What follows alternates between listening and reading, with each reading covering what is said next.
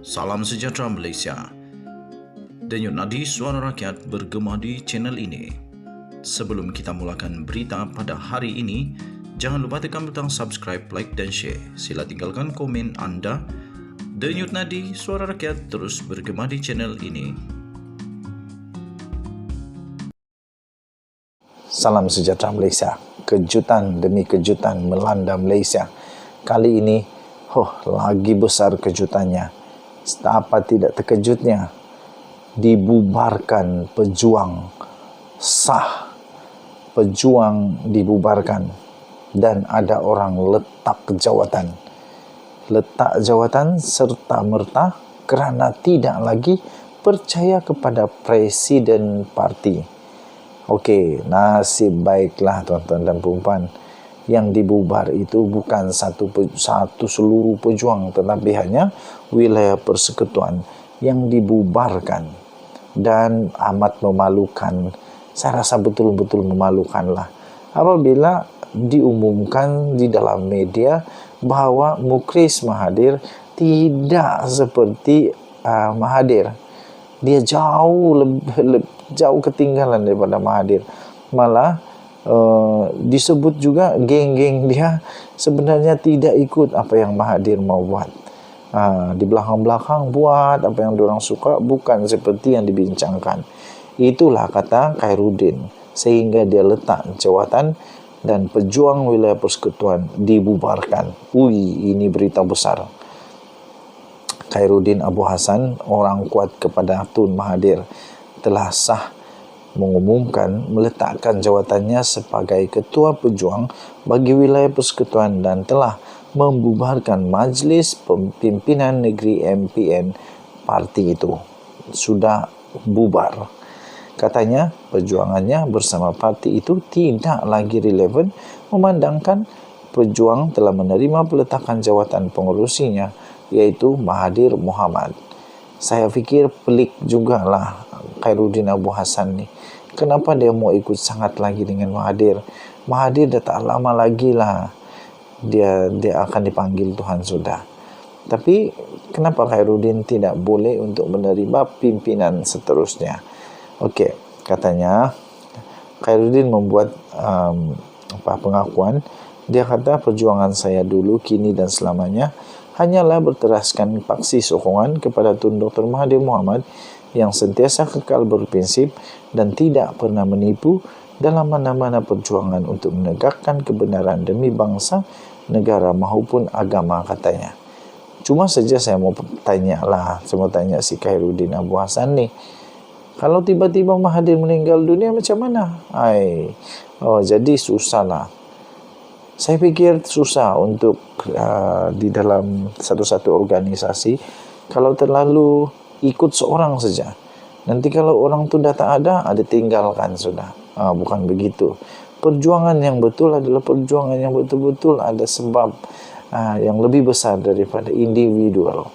Sementara itu, tanpa menguraikan lanjut, Khairuddin juga berkata dia telah hilang keyakinan terhadap kepimpinan presiden, iaitu Mukhris Mahathir, yang juga adalah anak Mahathir. Pejuang dan rakan gabungan Gerakan Tanah Air sebenarnya kalah teruk di dalam pilihan yang lalu. Semua calon mereka tidak satu pun yang dapat semula deposit. Malah semua kalah, tidak dapat deposit, hilang wang pertaruhan kerana kalah teruk. Termasuk Mahathir, termasuk Mukhris dan semua yang lain lagi lah. Satu pun tidak yang menang. Saya ingatkan, at least ada satu. Jangankan satu, melawan pun tidak. Semua calon mereka kecundang, malah Mahathir dan Mukhris sendiri hilang wang pertaruhan. Kasihan jugalah. Okey, denyut nadi suara rakyat bergema di channel ini. Kita jumpa lagi. Bye-bye. Salam sejahtera Malaysia. Selamat pagi tuan-tuan dan puan-puan yang dihormati sekalian. Denyut nadi suara rakyat bergema di channel ini. Saya ingin ucapkan bilion terima kasih kepada semua yang sudah tekan butang subscribe, like dan share.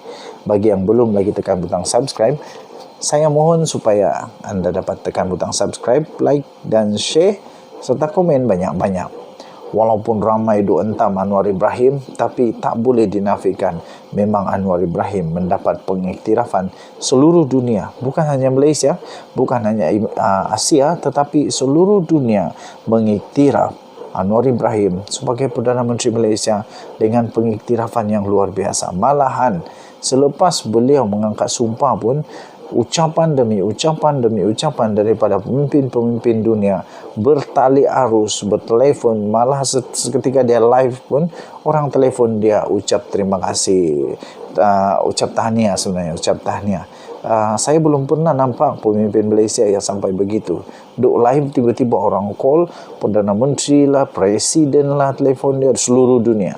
Okey, kerana itu Datuk Seri Anwar Ibrahim memang seorang Perdana Menteri yang hebat, terpilih, dan memang saya percaya beliau sudah ditakdirkan untuk menyelamatkan negara Malaysia.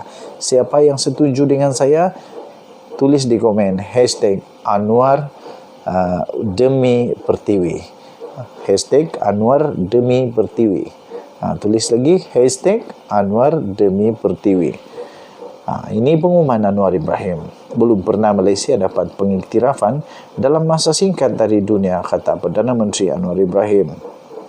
Dia berkata demikian ketika membentangkan peruntukan khas iaitu bajet mini sempena mesyuarat pertama penggal pertama Parlimen ke-15 Dewan Rakyat di bangunan Parlimen pada hari ini.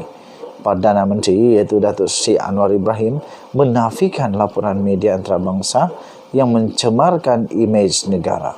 Sebaliknya, beliau menegaskan perubahan kerajaan selepas pilihan raya umum ke-15 telah memberikan imej yang baik kepada Malaysia. Kata Anwar Ibrahim, dia membuat pengumuman yang pasti membuatkan ramai orang rasa panas. Katanya, belum pernah dalam sejarah saya semak sejak merdeka pada 1957 sampai sekarang, belum pernah dalam masa singkat Malaysia mendapat pengiktirafan daripada dunia Arab, Amerika, China, Eropah, India serta Asia, kata Anwar Ibrahim. Katanya lagi, insya-Allah saya akan memanfaatkan untuk memastikan mereka datang melabur di sini, katanya. Perdana Menteri berkata demikian ketika beliau membentangkan rang undang-undang kumpulan wang disatukan iaitu perbelanjaan masuk akaun 2022 dan usul anggaran pembelanjaan pembangunan sementara 2023 di Dewan Rakyat pada Selasa. Semalam, Ketua Pembangkang iaitu Datuk Seri Hamzah Zainuddin telah menggariskan tindakan saman yang perlu dimulakan Perdana Menteri terhadap media antarabangsa. Kegagalan berbuat demikian, kata ahli Parlimen Larut itu, dikuatiri akan meletakkan kedudukan Malaysia dalam imej tercemar ekoran berita-berita dari luar negara yang digambarkan sebagai cubaan untuk memalukan negara.